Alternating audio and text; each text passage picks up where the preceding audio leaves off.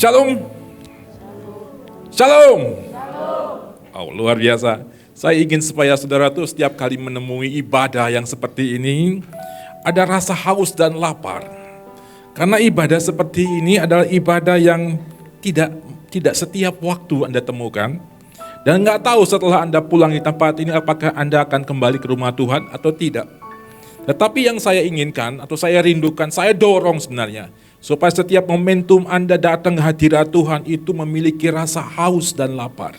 Antusiasme untuk menyembah Tuhan, membawa dirimu menghampiri hadirat Tuhan.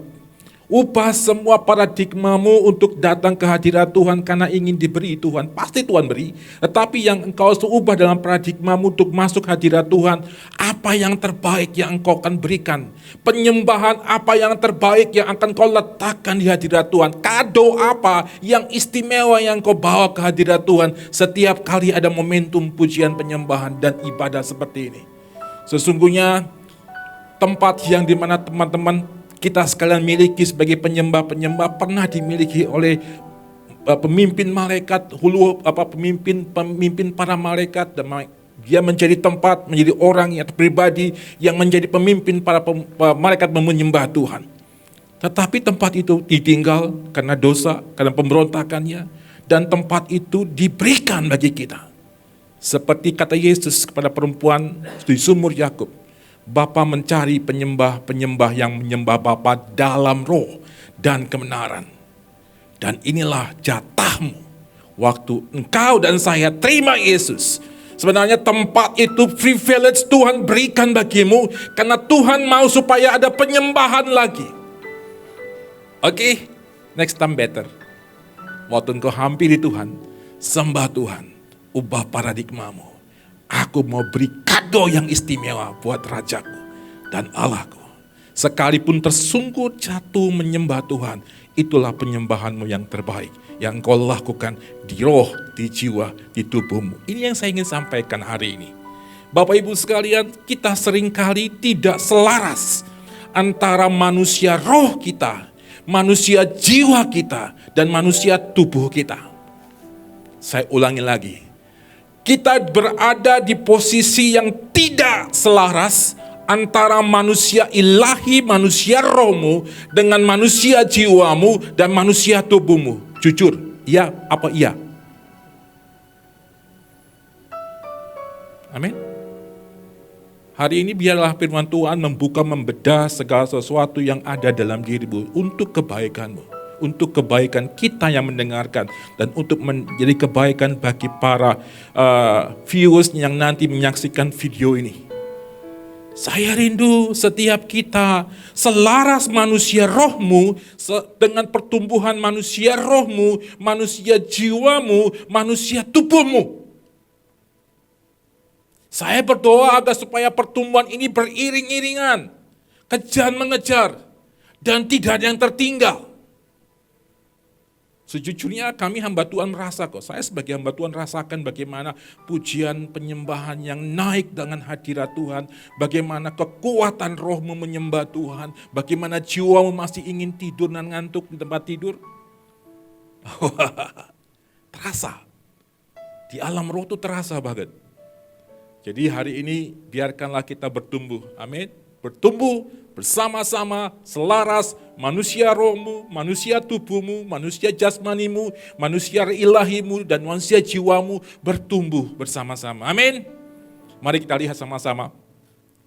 Firman Tuhan katakan begini, di Roma 12 ayat yang kedua katakan, janganlah kamu menjadi serupa dengan dunia ini, tetapi berubahlah oleh pembaharuan budimu, sehingga kamu dapat membedakan mana kehendak Allah, apa yang baik, apa yang berkenan kepada Allah dan yang sempurna. Kita nggak bisa bedakan antara kehendak Allah dan yang manakah yang baik, yang manakah yang berkenan, manakah yang sempurna, karena ada persoalan di dalam budi kita. Apa itu budi, Pak? Budi itu pikiran, perasaan, kehendak, atau jiwa kita. Tidak dibaharui. Baru-baru ini saya berkhotbah preaching di sebuah tempat, di sebuah ibadah di penjara, di lapas Cikarang, daerah Jawa Barat sana. Saya khotbah tentang renewing understanding praise and worship. Pembaharuan pengertian tentang pujian penyembahan. Selama ini kita terpenjara dengan sebuah pengertian bahwa pujian penyembahan itu harus suara yang bagus. Ya mesti sih, harusnya juga begitu. Tapi seandainya tidak ada, apakah itu yang tidak terbaik? Kita berpikir bahwa pujian penyembahan menjadi yang terbaik kalau semua selengkap ada di sini, musik, keyboard, semua alat musik lengkap, maka itu yang terbaik. Pengertian ini saya bawa kepada penjara-penjara. Dan saat khotbah kemarin di Lapas Cikarang, saya lihat understanding ini membuka semua tembok-tembok yang beratus-ratus tahun ditangkap dan dijadikan pengertian yang salah, understanding yang salah. Demikian dengan pembaharuan budi kita. Kita berpikir bahwa dengan adanya kita dunia bisa berubah. Tetapi kegagalan orang Kristen saat ini adalah tidak selaras antara pikiran, perasaan, dan tindakannya sehari-hari. Firman Tuhan tidak mengubah pikiran perasaannya hingga dia bertindak sepertinya. Itu benar. Berapa banyak kantong-kantong Kristen menjadi batu sandungan bagi yang lain? Berapa banyak orang-orang Kristen yang bersebelahan dengan orang non-Kristen yang tidak menjadi berkat, jadi batu sandungan? Berapa banyak di antara kita orang Kristen yang sibuk urusan agenda gereja tanpa memikirkan yang lapar, yang haus, yang berpakaian compang-camping? Berapa banyak di antara kita sibuk dengan urusan agenda kita masing-masing tanpa lihat agenda Tuhan? Pergi jadikan semua bangsa muridku. Berapa anggaran gereja, berapa anggaran misi, setiap kali kita lihat gerakan gereja, setiap kali kita lihat bagaimana anggaran yang paling banyak, di spotnya kemana. Kita tidak selaras. Firman Tuhan bertalu-talu menyampaikan pergi jadikan semua bangsa muridku tidak seimbang dengan tindakan kita. Gereja sibuk dengan urusan memperindah ruangan ibadah, membuat ibadah begitu bagus, ruangannya bagus, tetapi dengan anggaran misi penginjilan sangat kecil. Saya tahu persis itu. Pak tahu dari mana? Saya tahu, karena saya pernah di situ. Betapa sangat kecilnya anggaran misi yang para gembala sidang yang mendengarkan khotbah ini.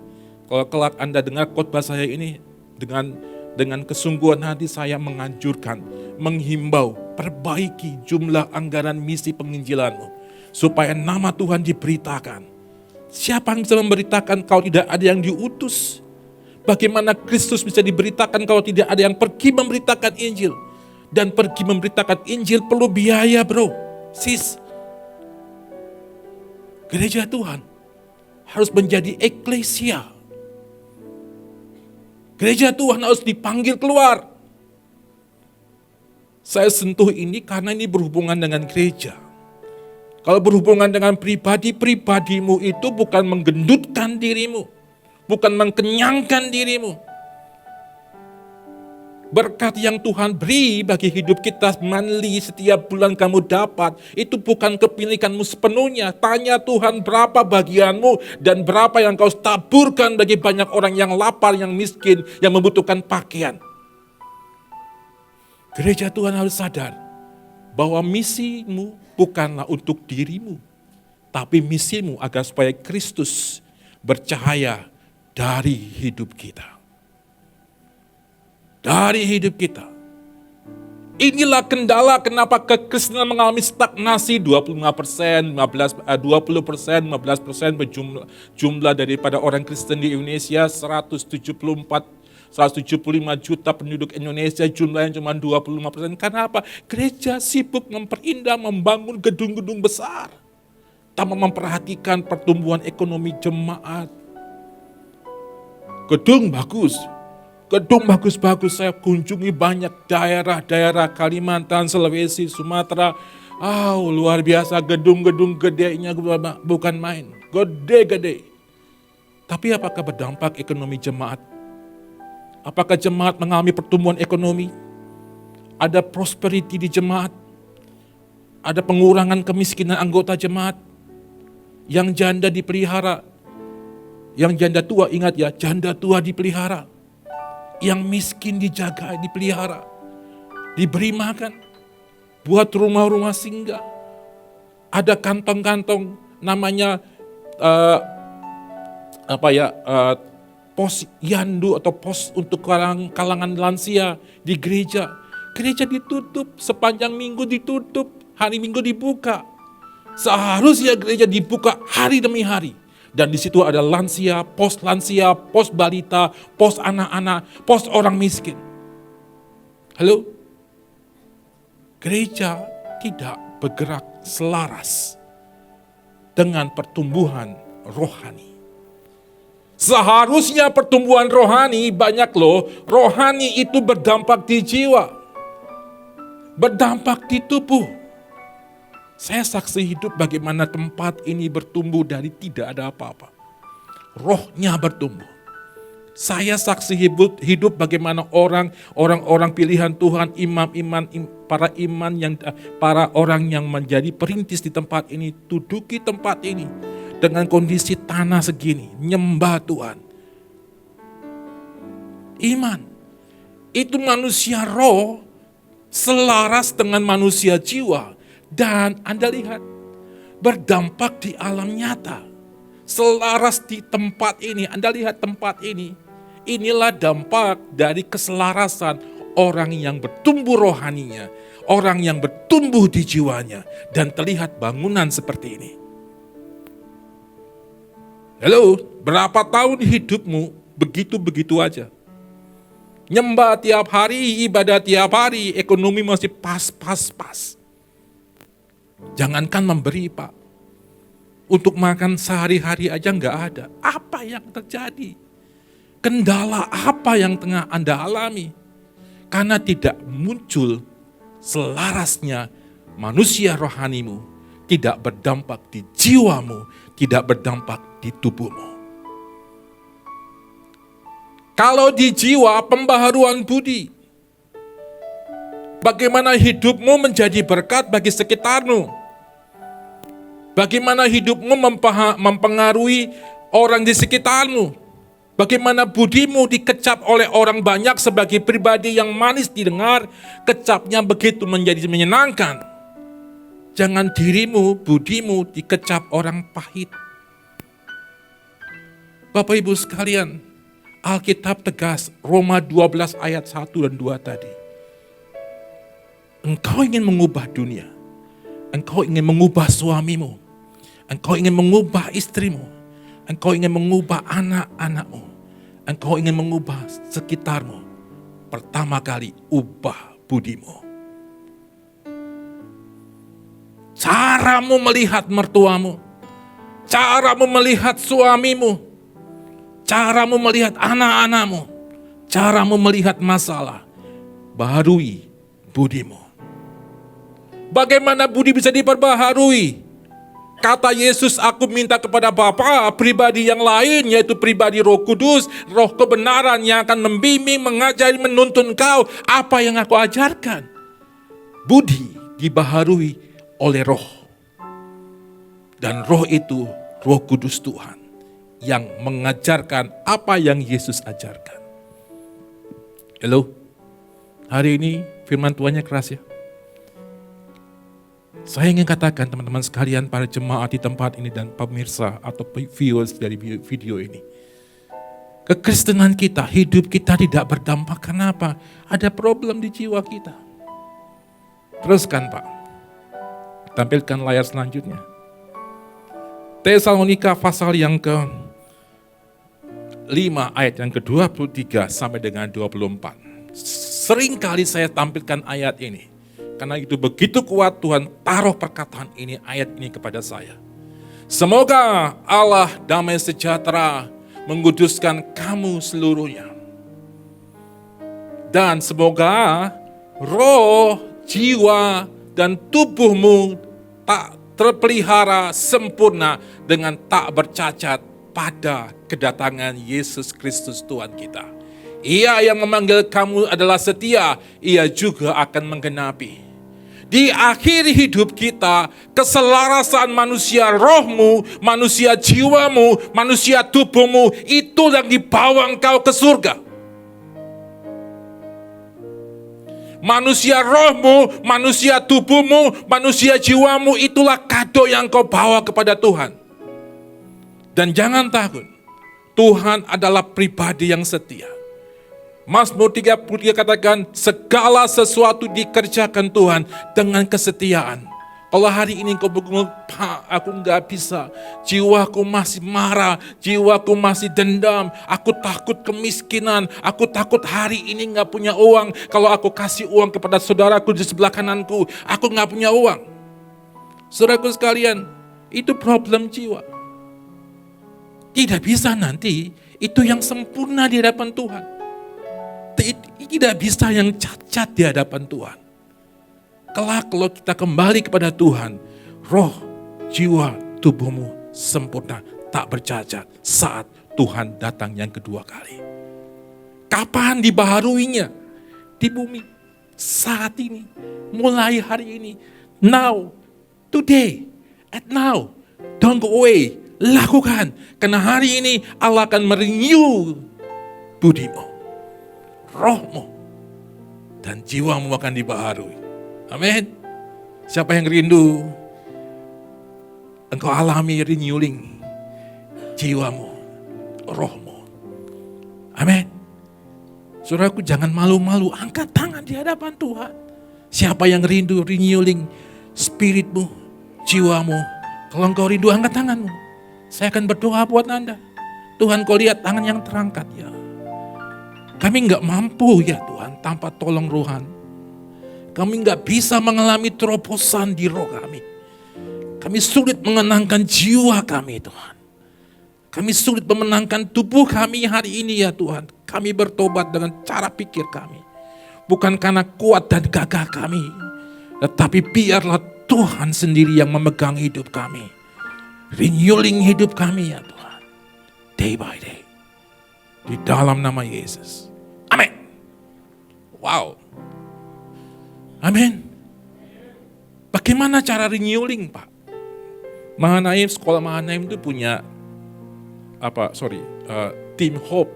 Saya melayani Tuhan di Team Hope, mempunyai moto renewing hope, renewing life, renewing hope, renewing life.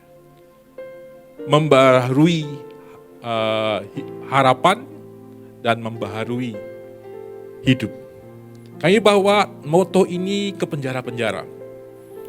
Biarkan yang menyaksikan film ini atau pentayangan ini mengetahui bahwa tim kami ini, tim pelayanan penjara, selalu membawa moto ini.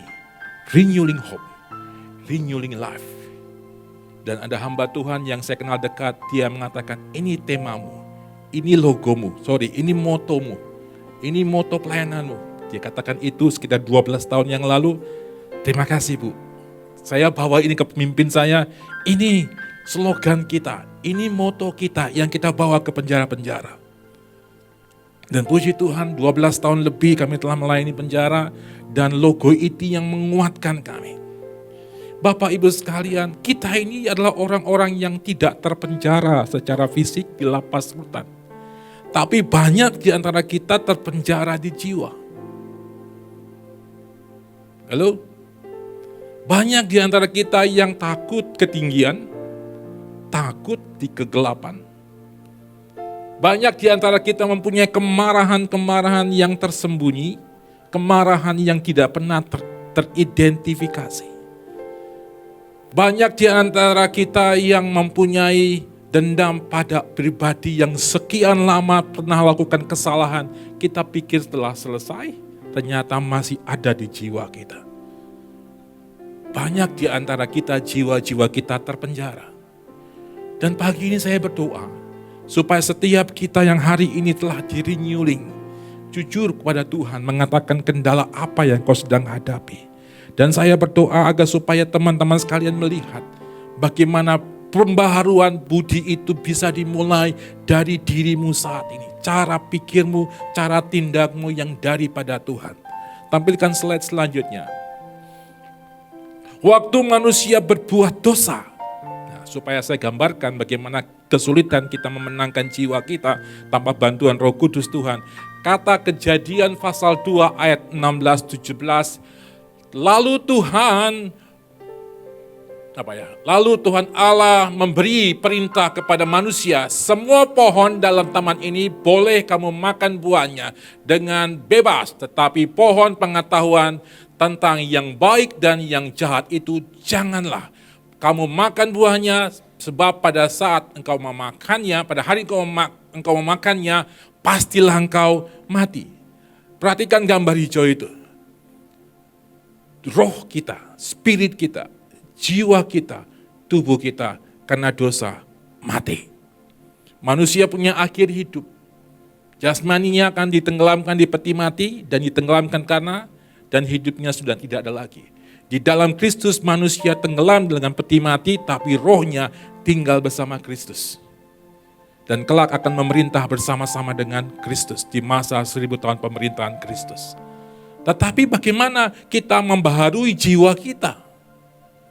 Hari ini Bapak Ibu sekalian, para pemirsa, pendengar yang menyaksikan video ini, dan semua jemaat yang hari ini hadir.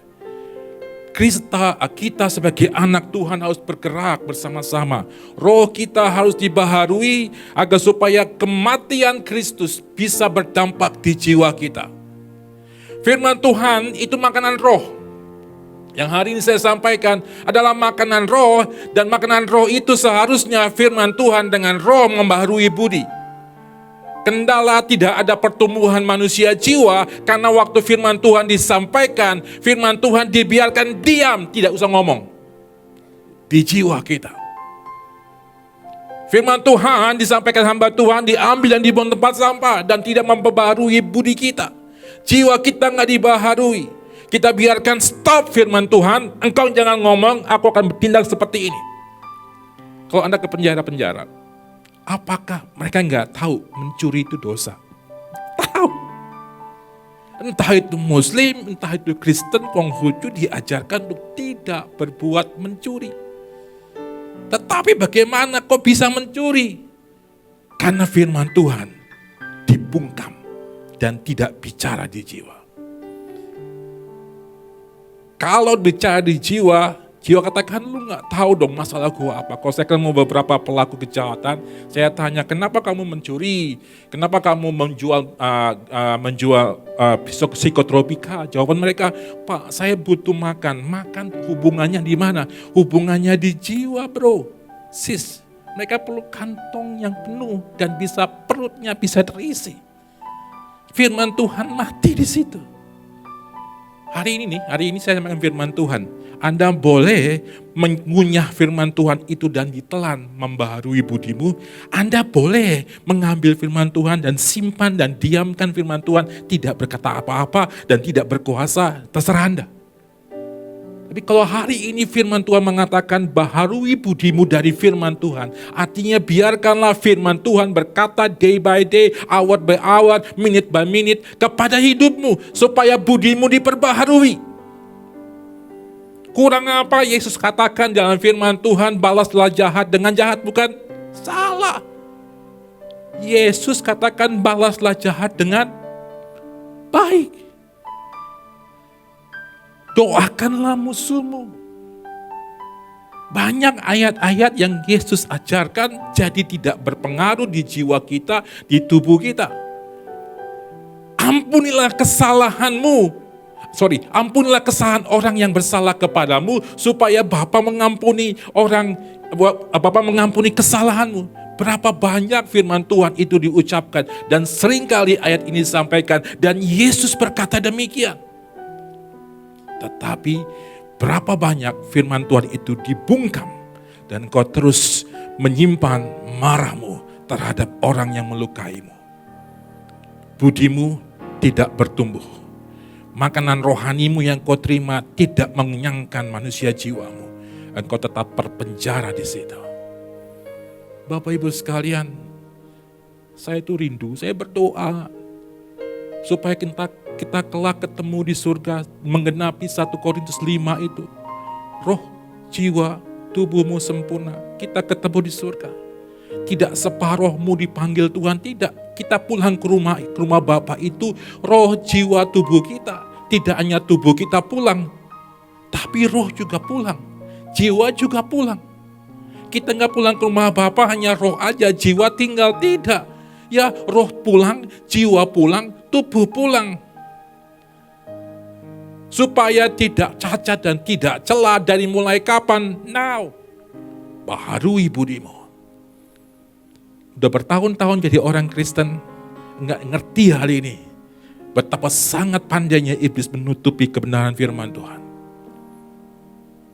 Bapak Ibu sekalian, saya rindu ya hari ini yang mendengarkan firman Tuhan, jangan keraskan hatimu. Datang kepada Tuhan. Datang kepada Tuhan. Minta tolong Tuhan, agar supaya dibarui hidupmu. Dan mengalami transformasi dalam hidupmu. Dan bisa mengerti apa yang Tuhan maksudkan. Matius pasal yang ke-12 ayat yang 34. 35. Hai kamu keturunan ular beludak, bagaimana kamu dapat mengucapkan hal-hal yang baik sedangkan kamu sendiri jahat? Karena yang diucapkan mulut meluap dari hati. Orang yang baik mengeluarkan hal-hal yang baik dari pembendaharaannya yang baik, dan orang yang jahat mengeluarkan hal-hal yang jahat dari pembendaharaan hati yang jahat. Bapak Ibu sekalian, hati itu tempat di mana budi dibaharui. Halo? Hati itu tempat pertama kali bagaimana budi kita dibaharui. Hingga apa yang kita pikirkan, apa yang keluar dari pikiran kita dibaharui dulu di sini. Maka akan muncul sesuatu yang baik dari pembendarahan yang baik.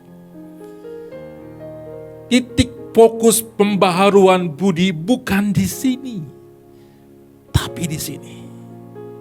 Di hati. Di hati di mana Tuhan tinggal di sini. Produk yang dihasilkan dari hati yang baik akan menghasilkan yang baik. Produk yang dihasilkan dari hati yang jahat akan muncul yang jahat. Langkah awalnya ialah pembaharuan terjadi di hatimu. Bagaimana terima? Bagaimana mengalami pembaharuan di dalam hati? Terima Yesus. Saya yakin semua yang hadir di ruangan ini telah terima Yesus. Apakah hidupmu mengalami Yesus? Apakah kehadiran yang Yesus dalam hidupmu telah memperbaharui budimu? Apakah telah terjadi keselarasan rohmu, pertumbuhan selaras roh dan tubuhmu dan jiwamu? Saya jujur, saya minta maaf pada Tuhan. Karena keselarasan roh saya tidak seimbang dengan pertumbuhan tubuh saya. Saya lebih gemuk ya. Beberapa teman-teman yang kenal saya beberapa tahun yang lalu, mungkin gak seperti ini tampilan saya. Saya bertobat nih, lagi berusaha diet. Supaya selaras antara manusia roh, manusia tubuh, manusia jiwa saya. Ya, tapi tampilan wajah saya gak bisa dibohongin lah. Wajah saya tetap cerah, menampilkan sakinah glory, saya nggak pukul dada, tapi mungkin seperti itu. Saya berdoa supaya manusia rohani saya bertumbuh mempengaruhi tampilan saya, tubuh saya, tetapi saya berdoa juga kehadiran saya menguatkan. Setiap kali saya masuk ke dalam ruangan penjara, saya temukan beberapa orang yang lesu lelah, letih gitu. Kalau Anda lihat di penjara itu letih, lelah, lesu, itu terlihat dengan jelas. Tapi waktu kita anak-anak Tuhan bawa sakinah glorinya Tuhan, bawa kemuliaan Tuhan, ada kesaksian, ada pancaran Kristus dari hidup kita, maka yang lemah jadi kuat, Bapak Ibu sekalian. Maka sering-seringnya Bapak Ibu sekalian mengunjungi penjara. Temui mereka karena mereka sahabatnya Yesus. Tidak pernah saya temukan satu ayat begini, kata Raja, jika engkau berbuat terhadap saudaraku yang paling hina, engkau berbuat terhadap aku. Matius pasal 25, itu kata Yesus. Kalau engkau berbuat terhadap orang yang terpenjara di rumah sakit, di tempat-tempat fakir miskin, tempat-tempat yang mungkin tidak dipandang orang, engkau berbuat terhadap orang itu juga berbuat terhadap aku. Saya berdoa supaya firman hari ini tidak berlalu dengan sia-sia. ayat terakhir Filipi 4 ayat 8-9. Perhatikan baik-baik. Jadi akhirnya saudara-saudara, semua yang benar, semua yang mulia, semua yang adil, semua yang suci, semua yang manis, semua yang sedap didengar, semua yang disebut kebajikan dan patut dipuji. Pikirkan semua itu. Dan apa yang telah kamu pelajari dan apa yang telah kamu terima hari ini, apa yang telah kamu dengar hari ini, dan apa yang telah kamu lihat padaku, lakukanlah itu. Maka Allah sumber damai sejahtera akan menyertai kamu. Pembaharuan budi sekarang dimulai. Baharui budimu. Beri tempat di hatimu, Roh Allah menata kembali. Biarkan firman Tuhan tajam ke dalam, membersihkan pinggang bagian dalam hidupmu. Biarkan firman Tuhan sebagai pelita bagi kakimu, melangkah kemanapun. Biarkanlah firman Tuhan sebagai guidance bookmu, buku panduanmu dalam berkomunikasi, dalam membangun hubungan dengan sekitarmu. Biarkanlah firman Tuhan dan Roh Tuhan akan mengajari engkau bagaimana engkau hidup seharusnya. Bagaimana tabiat dan karaktermu berubah karena pembaharuan di budimu. Dan lihat, waktu budimu dibaharui, dunia akan dibaharui. Waktu budimu dibaharui, istrimu, anakmu, orang tuamu, iparmu, saudara-saudaramu akan lihat Kristus dalam hidupmu. Waktu budimu dibaharui, orang sekitarmu akan mengecap manisnya siapa Kristus. Kalau budimu dibaharui, cara berpikirmu, ada keselarasan rohmu dan jiwamu, maka sekitarmu akan rasakan akan kebenaran firman Tuhan. Injil kerajaan Tuhan dirasakan di sekitar hidupmu. Waktu Kristus bercahaya dalam hidupmu, Tuhan akan menyertai engkau sepanjang hidupmu.